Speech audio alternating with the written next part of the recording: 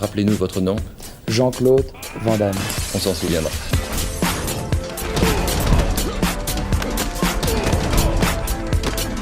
Van Damme Express.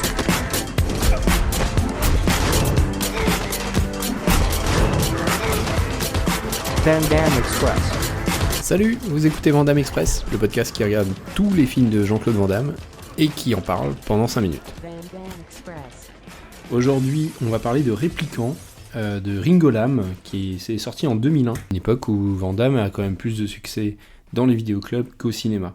C'est Ringo Lam qui vient le chercher, Ringo Lam avec qui il a déjà fait Risque Maximum, qu'on a chroniqué dans un des précédents numéros, et donc qui est ce cinéaste. On va faire un petit focus sur Ringo Lam, donc un cinéaste hongkongais classique dans le sens où il est quand même relativement culte à Hong Kong. Il est surtout connu pour des polars particulièrement noirs. On va citer par exemple City on Fire en 86 avec Chow Yun-fat, que je vous conseille, et qui a été probablement un template important pour Tarantino quand il fait Reservoir Dogs. Il y a des choses assez troublantes.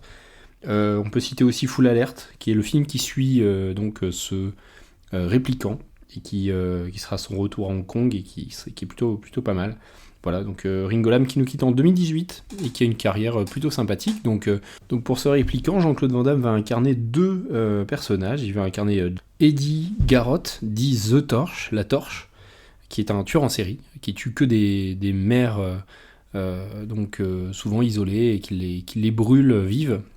Voilà, c'est un peu sa marque de fabrique. La police est sur les dents et cherche à l'arrêter.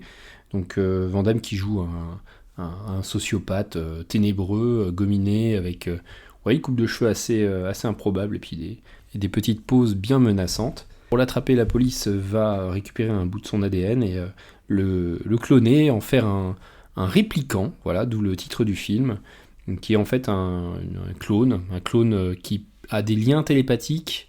La police souhaite s'en servir pour essayer de retrouver la trace de ce tueur qui est vraiment impossible à capturer.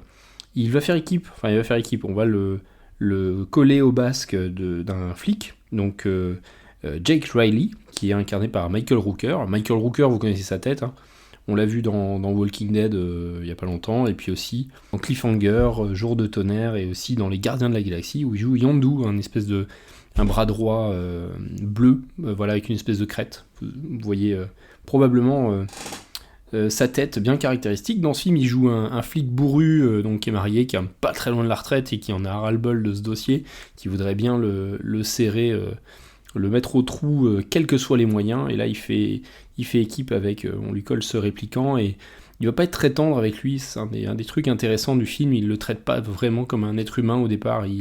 Il le traite quasiment comme le tueur lui-même. J'en veux cette scène assez dure où il le menotte dans son arrière-cuisine comme un animal sauvage. Et avec Jean-Claude, donc, qui joue ce personnage de 40 ans qui est comme un nouveau-né, qui découvre tout, les émotions, qui prend tout en pleine face, qui est très innocent. Alors ça, c'est vraiment le rôle parfait pour Jean-Claude qui excelle dans ce rôle-là. Voilà, donc au final, il va y avoir donc du questionnement de la part du répliquant, qui va se demander, qui va bien voir que c'est quelqu'un de très mauvais, mais qui va, avec le lien naturel qui le lie, va avoir des moments de doute. Le tueur va également essayer de le manipuler. Et au final, c'est toute la noirceur du personnage du tueur qui va définitivement ancrer le répliquant dans le bien et la lutte pour le bien, et par là même va finir de transformer le personnage du détective vers quelque chose d'assez intéressant.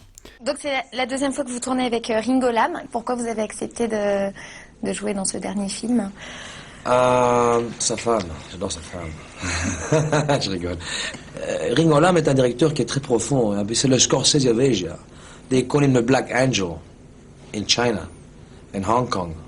L'ange noir. Pourquoi ? Il renvoie tous les gens du film. Il veut tout parfait. Alors il a fait ce film-là et il m'a beaucoup aidé. Il m'a énormément aidé. Il a pu réveiller un petit soupçon d'acting dans moi, et je crois que j'ai fait du bon travail. Et c'est pas de la fausse humbleté. Moi, je crois que j'ai fait un super travail. Puis il y a des grands acteurs où je peux pas me comparer. Artistiquement, c'est un film dans la lignée de Risque Maximum. Donc quand on est dans les scènes d'action et le polar, c'est vraiment très très efficace. Il y a la ville qui est décrite d'une manière assez efficace aussi. C'est quand même classique. La photo ressemble à un film des années 80, clairement. C'est un petit peu daté. Pour autant, c'est pas désagréable. Le rythme est plutôt bon et l'évolution des personnages est vraiment intéressante. J'en veux, par exemple, il y a une relation entre Van Damme, donc le répliquant, et une prostituée en fait qui est dans un monde ultra violent et toujours ce mur de violence que se prend le répliquant. Et cette relation va être vraiment intéressante. La mise en scène, la direction d'acteur, le rythme, voilà, va aboutir à quelque chose d'un petit peu kitschou, mais pour l'évolution du personnage, c'est vraiment chouette. Je lui mets la même note qu'à Risque Maximum, je lui mets un 6. Concernant les bagarres, je lui mets un 7, ce qui est un petit peu moins bien que Risque Maximum. On est moins dans un film d'action que dans un polar, les bagarres sont toujours très bien chorégraphiées, les scènes d'action sont très lisibles, et on a droit à une scène finale où les deux, le répliquant et le bad Jean-Claude Van Damme, s'affrontent, et cette scène est vraiment remarquable, on ne voit que du feu, on se demande comment ça a été fait, bien sûr avec des doublures, avec des prises d'angle, mais c'est vraiment remarquable. Voilà.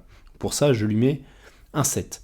Et un petit bonus Jean-Claude Van Damme, de plus 1, parce qu'on a toujours Jean-Claude très investi dans ses rôles. La partition de tueur n'est pas toujours très convaincante, mais son interprétation du répliquant vaut vraiment le détour. Voilà, donc plus 1, ça lui fait un total de 7,5 et ça le place à la 5e place, donc juste derrière Risque Maximum, film plutôt recommandable de Jean-Claude. De toute façon, c'est aussi une période où Jean-Claude va multiplier les sorties télé qui vont rester malheureusement célèbres avec ses Where et ses histoires de pommes et de pectine.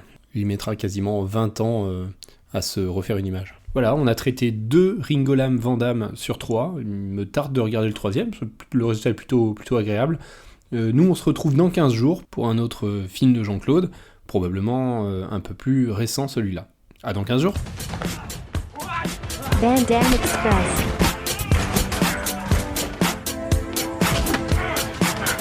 Van Damme Express.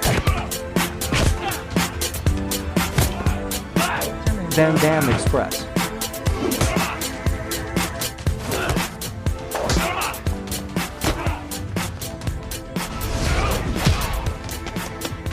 La route.